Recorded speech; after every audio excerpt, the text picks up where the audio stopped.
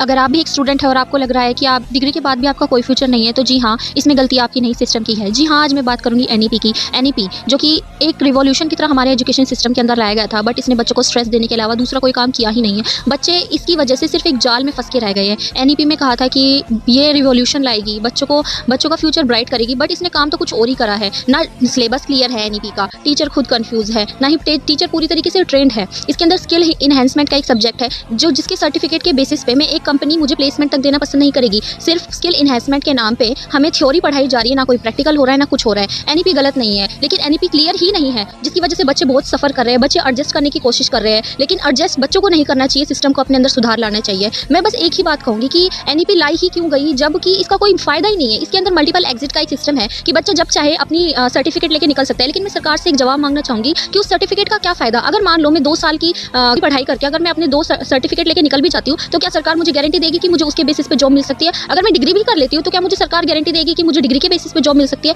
Government job के अंदर seat कम है और प्राइवेट जॉब्स जो है वो स्किल मांगती है, और स्किल हमें मिल ही नहीं रही। स्किल के नाम पे सिर्फ हमें थ्योरी दिए जा रहा है। स्किल तो ऐसी दी जा रही है कि हम अपने रिज्यूम में भी उस स्किल को नहीं लिख सकते। मैं सरकार से सिर्फ एक ही सवाल करना चाहूँगी कि आपने ये न्यू पॉलिसी बच्चों की लाइफ सुधारने के लिए लाई थी, या बच्चों को एक अनक्लियर सिस्टम के अंदर फंसाने के लिए लाया गया था? मैं अपनी ऑडियंस से एक यही रिक्वेस्ट करूँगी कि ना मुझे एक लाइक चाहिए, ना ही आपका शेयर चाहिए, ना ही सब्सक्राइब चाहिए। जब बस मैं यही चाहती हूँ कि आप भी इस सिस्टम के लिए आवाज़ उठाइए, क्योंकि जब तक आप आवाज़ नहीं उठाएंगे, जब तक सिस्टम कभी नहीं सुधर सकता। ये सिस्टम बहुत ही अनक्लियर है। एनईपी गलत नहीं है बिल्कुल भी, लेकिन एनईपी अनक्लियर्ड है, और हम इसके अंदर सुधार जब ही ला सकते हैं जब आप लोग सब इसके खिलाफ आवाज़ उठाएं।